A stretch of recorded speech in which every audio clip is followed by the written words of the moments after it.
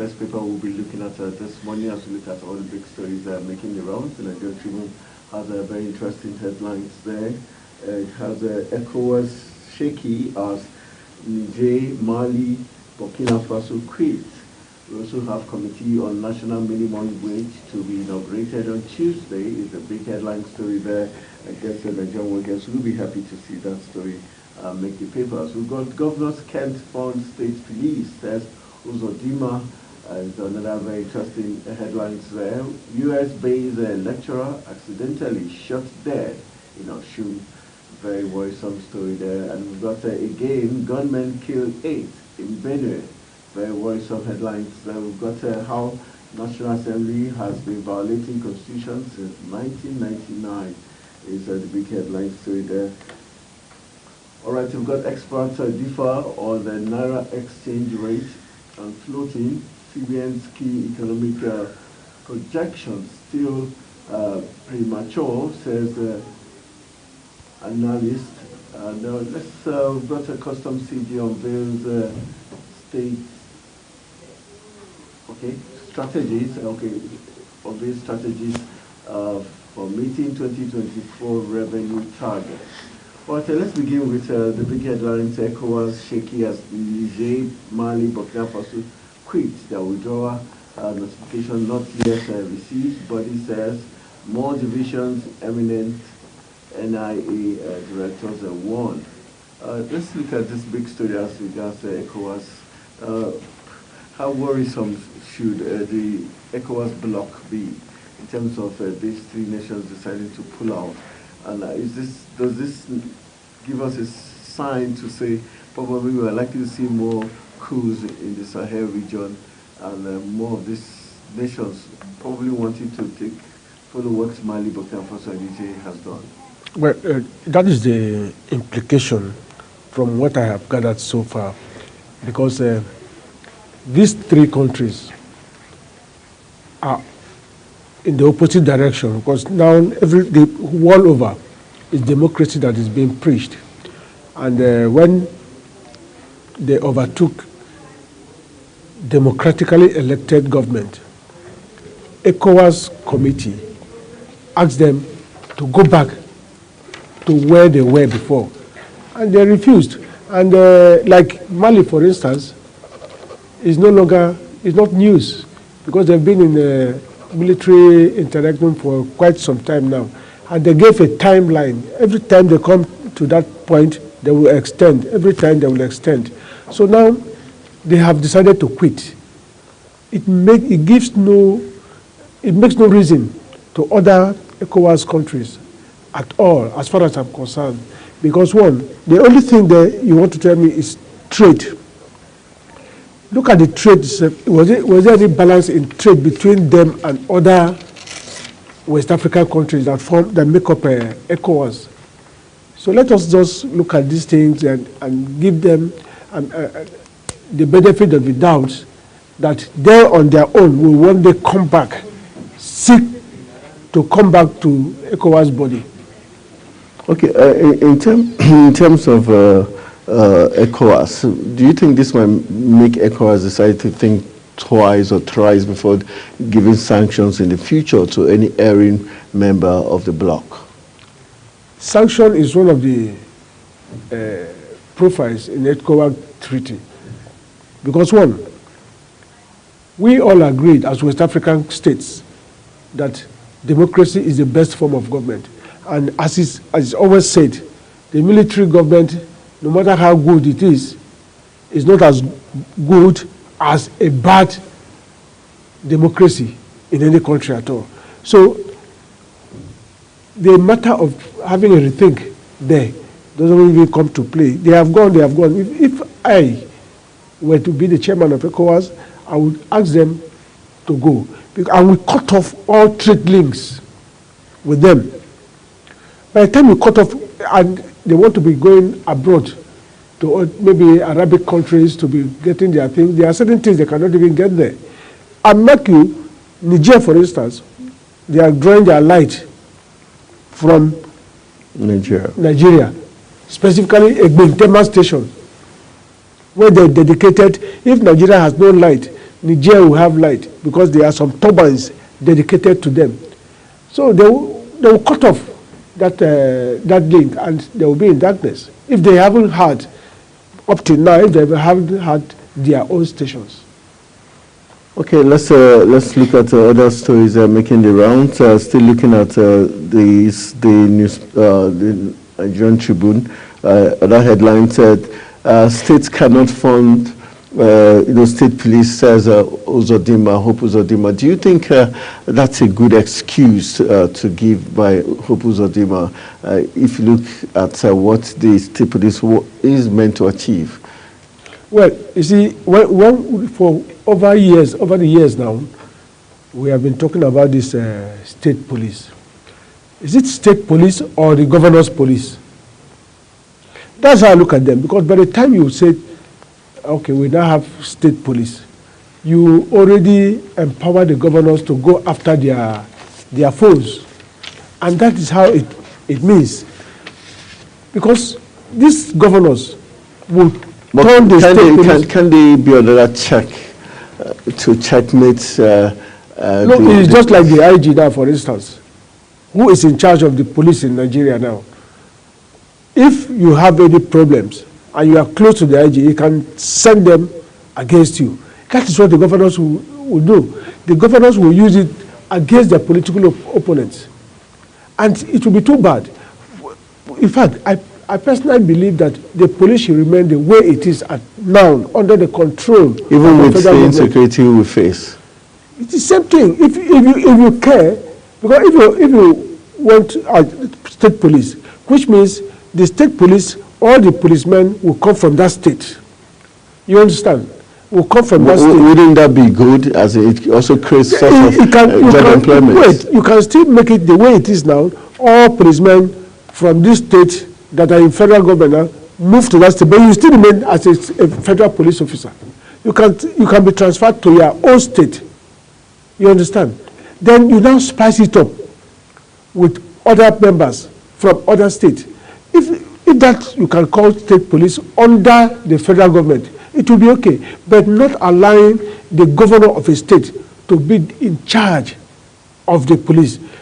How do you call their head? But are they not in charge of other critical sectors like the health? Now, if now the policemen that are under the federal government, they are controlling them, think of when they are now the ones paying you as their own police officer. Of course, they will use it against anybody that crosses their way. And it will be bad for democracy in Nigeria. And that is it. There are some governors that are brutes. They don't give a hoot about anybody's life. So long as he is in charge of the police, he will just send them after you, and that's all. But in terms of financially speaking, the economic aspect of it, is Hope Uzodinma being sincere when he says the governors cannot fund state police, knowing fully well we know they get millions in terms of security votes every month? Is he being honest or economically with the truth? Uzodinma, that I know over the time, I want to believe he has done a proper assessment before coming out with that statement that they cannot fund the police. Because now, if you talk about state police, you look at the number of policemen that will be under the state, and look at their hierarchy too, up to the ordinary recruit, how much you'll be paying every month.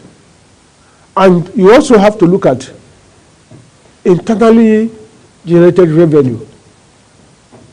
But what of the security votes that millions are received over the years that have not been used? Normally they say security votes are not accounted for. So can we start can they start accounting for it? Why can't? There is nowhere that you have to go and amend the constitution. That is what it implies. Because security votes, these are the votes that are meant, sometimes when they call security meeting in states, and they will ask all the heads of security units, what is your problem and how do you counter it? So it's from these votes that they are being given to enforce security in their various states. You understand? And in doing that, you have depleted the vote. Now you are talking about state police. Security Council meeting in states, you have SSS or DSS as they are called. You have Air Force officers, they have an Air Force base there. You have the Army. You have other security service. Then you now have to come and think of the policemen that are under the state. So you have depleted that security votes. I'm not standing in for the governors anyway. Okay. But I'm telling you, this is the thing, because they will not have the money to be able to pay salaries. They will start owing them. Some states are owing their workforce.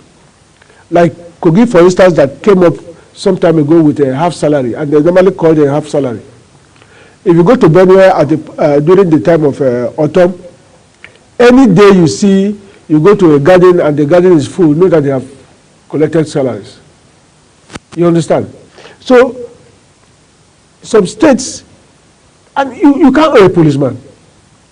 You armed him, and you owe him, then you cannot walk on the road free. Because everywhere will be checkpoints.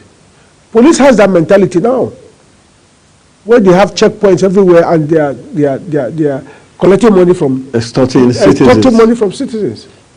So now, by the time you start localizing them, of course you have ended the matter there. You have given them the passport for extortion. All right, let's look at another talking point that still look at the Nigerian Tribune. It says the Committee on National Minimum Wage to be inaugurated on Tuesday. That's tomorrow. Is a big talking point there on the Nigerian Tribune. Let's finally, the committee is to be inaugurated. For you, do you think proper consultation, background checks have been done, and what are your expectations in terms of this committee once it is inaugurated? Do you see the organized labor and the federal government reaching an agreement in no distant time as regards how much should be the new living wage? See, that is another issue that is going to, I want to believe it's going to linger for a very long time before they will come into a truce. And when you talk, because from what I understand, it's going to be a tripartite committee. Okay. Labour will want to stand, because Labour hinted some time ago that the minimum wage in Nigeria, from the way things are going now, shouldn't be anything less than 200,000. That's the minimum. The minimum. And by the time you talk about 200,000 naira per person per month, then you now come to think about the workforce. Is it the one that they have agreed, 35,000, that has not been paid by some states and cannot be paid by some states? Then you now increase it to 200,000. Then, which means some state will cut off the workforce by half in order to meet up. Because there was a particular state that up to now said they cannot be able to meet up because, yes, because of the IGR. They don't have anything in the state. They depend on FAC, that monthly allocation from the federal government, to be able to see if they can be able to do one or two things as per their campaign promises. A governor, no matter how rich he was before coming into the office, you don't expect him to use his money to start building bridges, to start building roads. They depend on that fact and the internally generated revenue. So without that, they cannot do anything. Now you are coming with 200,000 as minimum wage, because I know if they negotiate properly, Labour cannot sit to come less than 100,000. I know that. And again, by the time the market woman, the market man hears that they have increased workers' salaries, of course, you know, even the transporters too want to take their own share from it. The market woman will increase everything. Can't we have price control come in at that point in time where Well, like we have in Lagos where the we were kids in government- those days when they said there was price control board. They normally go to the market, the supermarket, other shop to find out prices. And they can lock up your place if the price is above a particular recommendation. But now Nigeria has gone far beyond that. Some people, there are some rich men that own these places. So you go there in the name of, say, I'm a price control officer, I want to lock up this place because your prices are outrageous. Of course, they know where they have their bosses up there that will even come running after you. So now, well, they can try it again and see if it's going to work, because we all need it. We need that price control board. Let it come into effect, and we'll see if Nigeria will comply to it. All right, let's see what's going to play out there, and in terms of the new minimum wage, we hope the federal government and the organized labor will be able to come up with something realistic for not just the Nigerian worker, but for states to be able to pay. All right, it's now time for us to move to the Daily Independent. It's the next newspaper we're looking at this morning as we look at what the papers are saying, their headlines. So we've got experts see Naira trading at 2,000 Naira per dollar, says CBN is overwhelmed. Experts see Naira trading at 2,000 Naira per dollar, says CBN is overwhelmed. That's what experts are saying. Lega Hodu, Maize Kotu, Lagos government planned airport. Lega Hodu, Maize Kotu, Lagos government planned airport is one headline story there. We see on the Independent, and then let's move on to other headlines. There we've got Serap gives Governor Wike 1 week to account for 40 trillion naira local government allocation. That's a big one there coming from Serap.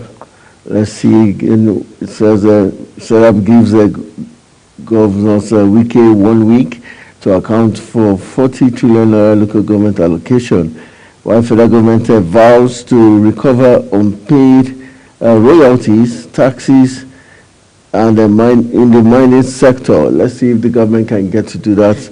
Government vows to recover unpaid royalties and taxes in the mining sector is another headline story there. And let's quickly look at this headline that says, rising insecurity, we are taking fights to criminals then, says the federal government. Then upsurge of kidnapping, Afenifere, we state call for multi-level policing is the headline story there. And we've got 8.6 billion naira procurement violation claim. Umahi threatens litigation, demands apology from group. 8.6 billion naira procurement violation claim. Umahi threatens litigation, demands apology from group. And we've got my promotion, source is God, declares Fubara. All right, very interesting there. All right, let's look at experts saying they see the Naira going for $2,000 and also claiming that the CBN is overwhelmed with what's happening. Do you truly think Yemi Cardoso and his CBN team are overwhelmed? And do you see 2,000 Naira per dollar coming to pass? We don't even pray it comes to that level. Even at this level that we are now, Nigerians find it even very, very difficult to cope. Over the weekend, I had a friend, there's this my friend that said that I should take it. He came in from Lagos. So he met me that he wants to go and buy one or two things in the market. When we went, I took him to where he was to buy those things. The prices are outrageous. And I asked him, I said, come, what is the meaning? What have you come to do here? Is it to come and buy these things or you came for other things? He said, he just wants to do a price comparison. And he found out that between Lagos and Abuja, the price comparison is about 35% difference. Which is higher? Higher in Abuja. Higher in Abuja than Lagos? Than Lagos. Very, very high. Very, very high. Do you know that sorry, the price of fuel in Lagos up to Delta, at this time, as of yesterday, it was still 500 and something naira per liter against what we are buying here, 660. At least I bought fuel at Rano yesterday, 660 per liter against NNPC's 617. Then if you go up north, it's 780 to 900 naira per liter. So that is how it graduates. And everybody is hinging, even local products, on the price of dollar. Dollar is 1,000 plus now. Then by the time you now make it 200, 2,000. 2,000. Of course, you know that there will be complete chaos in the land because you cannot buy anything again.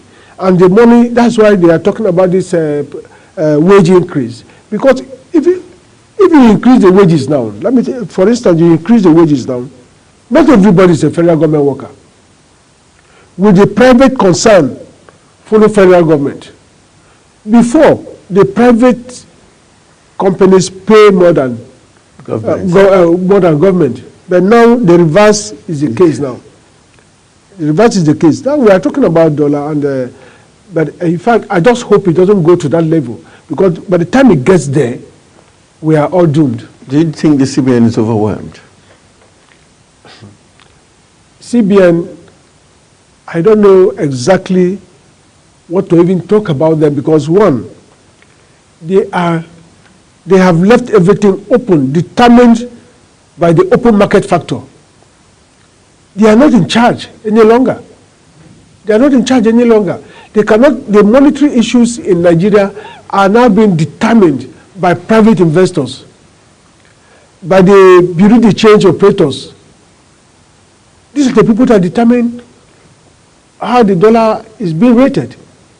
Because, now look, can you imagine that CFA, ordinary CFA, is higher than the Naira now?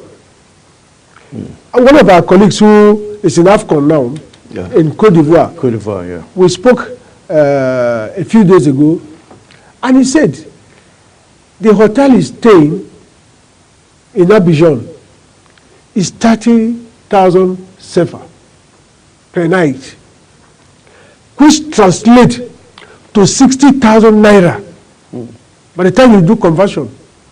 And this was CFA that if you in Lagos, then you are crossing to Benin Republic. By the time you have 5,000 naira and you want to go to buy anything in Benin Republic and you do the conversion, you'll be carrying Ghana must go. But look at it, it's now the reverse now. Is the case. So Nigeria, worrisome. Very, our Naira is coming to Zimbabwe shilling now, where you carry a truckload of Zimbabwe shilling, and by the time you do conversion to Naira, it's just something that you can put in your pocket, and you move on. So CBN and those in charge of the monetary policies should be able to sit up and reshape our Naira. Our Naira is not shit money, like Idi Amin will call Uganda money at that time. Our Naira is not shit money. Our Naira has value, it has strength, and it must be maintained. And it should be the highest currency, as it used to be in the African region. And not the way it is now. All right, let's hope Yemi Kadoso and his team will be able to turn around the fortunes of the Naira and also the Nigerian economic exports and Nigerians as a whole by investing in manufacturing as a way to boost our foreign reserves with less importations. All right, one of the other big stories in Daily Independent says we've got a legal hurdle. Miles Kotu Lagos government planned airport is one other big story we're looking at. The Lagos State government had said they have in the pipeline plans to have their own airport at Lekki is where they're proposing to build it. But do you think the federal government Lagos can find its way around it, and knowing fully well that the federal government is not open to that, a possibility. We've seen Lagos do things even when the federal government was against them. You see, I don't see any economic value in another airport at all, whether state or federal, in Lagos. Lagos has 20 official local government areas. And it just, all the local government are just within and around Ikeja, up to Ikorodu, up to Lekki, Etiosa, Badagry. Ikeja as a central point. And you want to go and build another airport in Lekki. Now, somebody, for instance, you are flying from Abuja to Lagos, and you land in Lekki Airport, and maybe you are supposed to come to upland, like K2 Ikorodu. Okay. You understand? It's another, in fact, the money you will pay from Lekki to Ikorodu is as good as taking another flight. If you know that place, because I lived there for years. Okay. If you know that, so Ikeja is more central. From Ikeja, you can connect Badagry. From Ikeja, you can connect Lekki, Victoria Island, Ikoyi. And Ikorodu. So what do you think the Lagos government is, what point do you think they're trying to prove? You see, there are sometimes when government thinks about certain things that they want to do, I want to look at those people that advise them or gave them the thought of doing what they want to do, as having some ulterior motive. Of course, they have to give contract.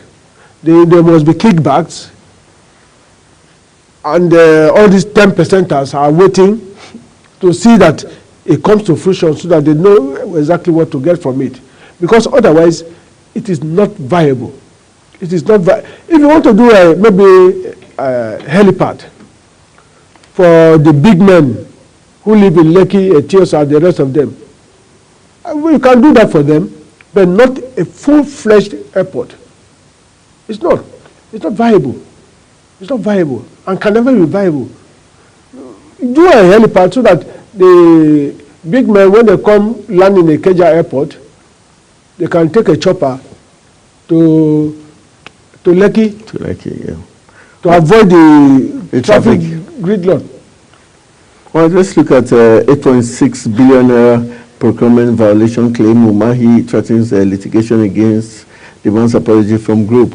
Umahi in the eye of the storm already as regards issues. Yes, Umahi was accused of having paid, I think the figure I had is 9. They say 8.6 billion. Yeah. He was accused of putting the money in a microfinance bank. Now, Umahi now traced the time he came in, the time the money was paid. At the time the money was paid, Umahi was still a senator. So he had no knowledge about that money.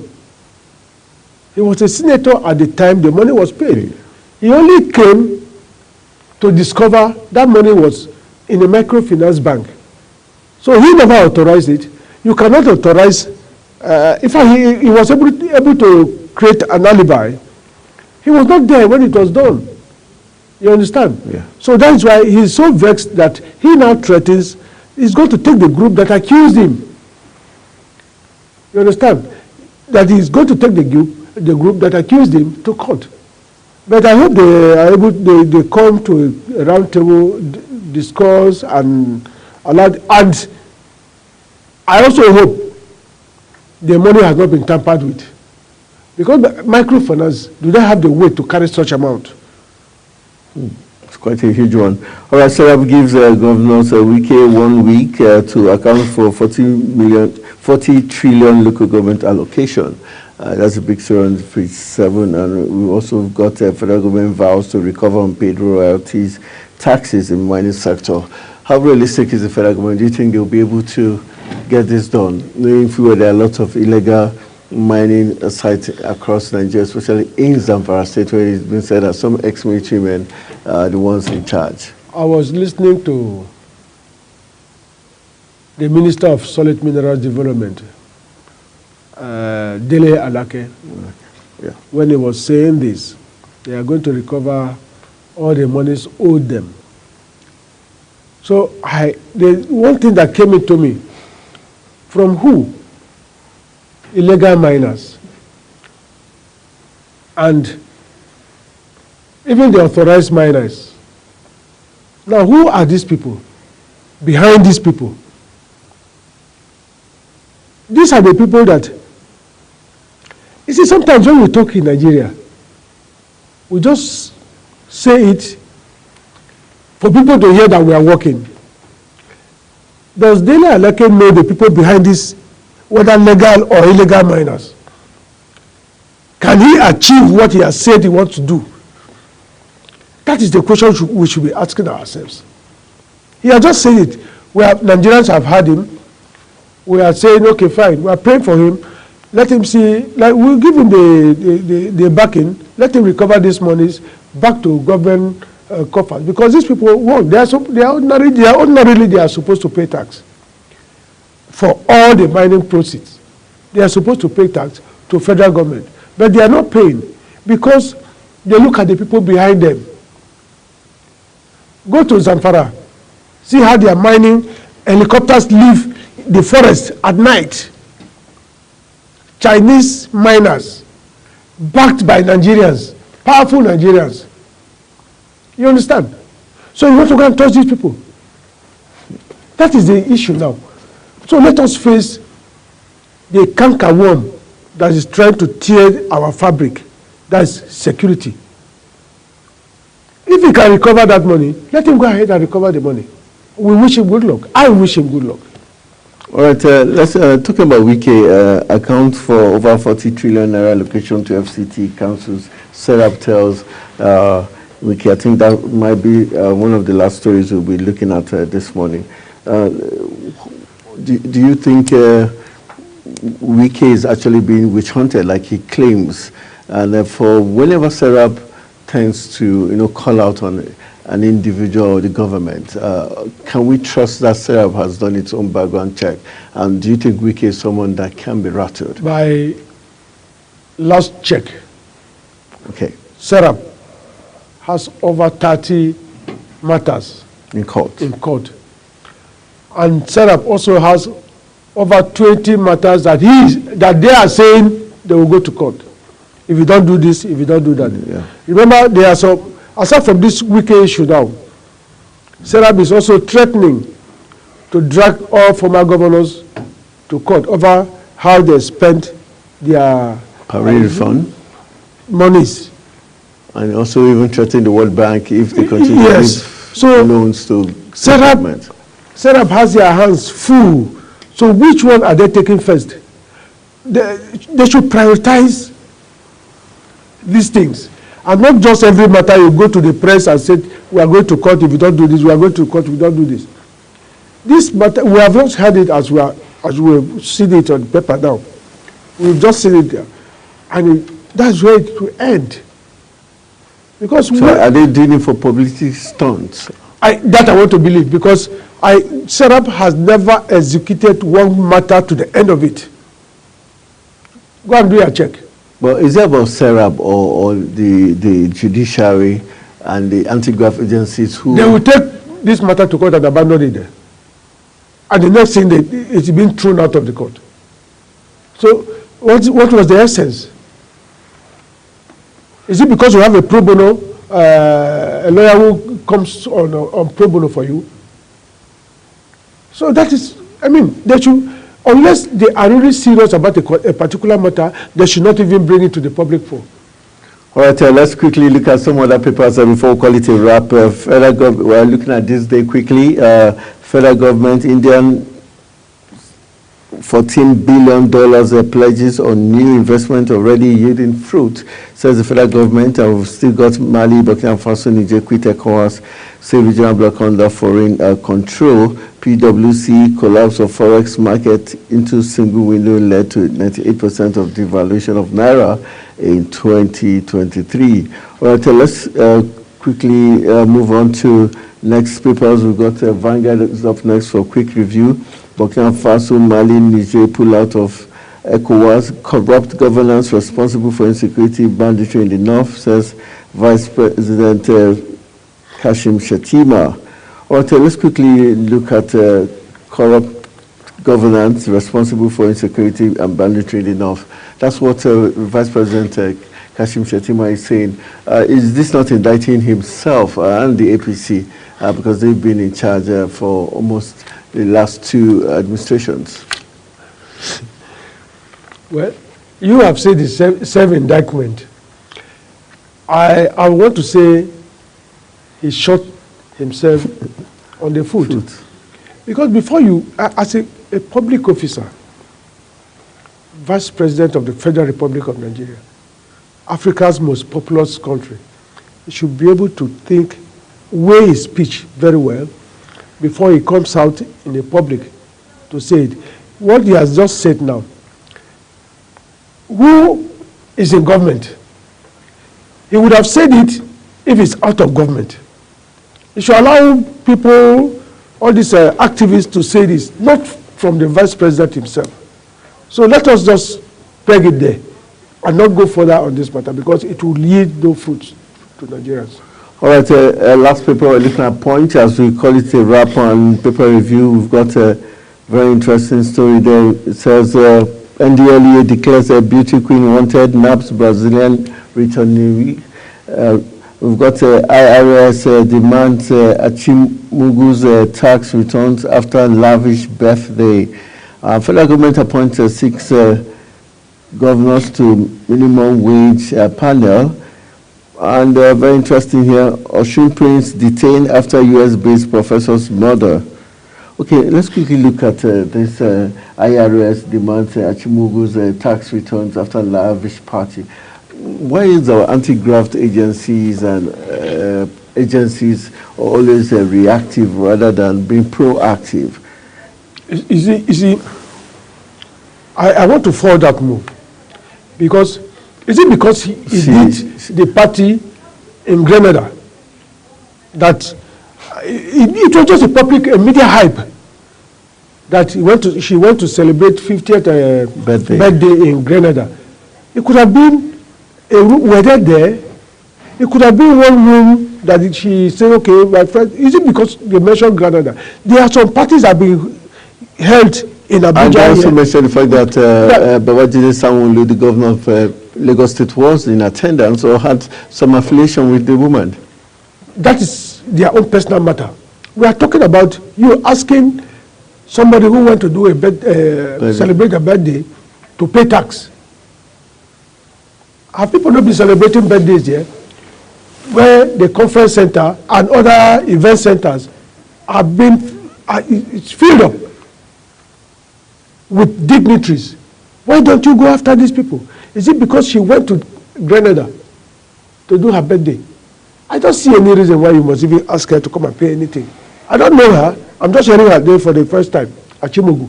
I've never known her before. She has never propped up in any of my discourse. You understand? She's the founder of the SAM Empowerment Foundation. That's not my business. That's not my business. But everybody, if I have my money, I will do my birthday, a lavish birthday the way I want. And you cannot come and I do think she's being victimized by a certain group of people. I think so. I think so. There's an ulterior motive to this. Very well, there's an ulterior motive to this. So what do you hear about it? All right, that's that ulterior motive level. That's how we're going to leave our discourse on the paper review segment. I hope you had fun hearing some of the top stories making the rounds. And that's why they want to say a big thank you to Mr. Sunday Ayemi. Thank you very much for always obliging us with your very balanced analysis and in-depth views as regards all the stories making the rounds in Nigeria and across the globe. All right, that's how we call it a wrap on this segment. We'll go for a quick break. When we return from the break, we'll be focusing on the Confluence Town, talking about Kogi State, where we'll be looking at what played out there. We'll also be looking at other issues making the rounds, and that will be after this break. When we return, I will give you the full dose of the different topics we'll be talking about. Stay with us.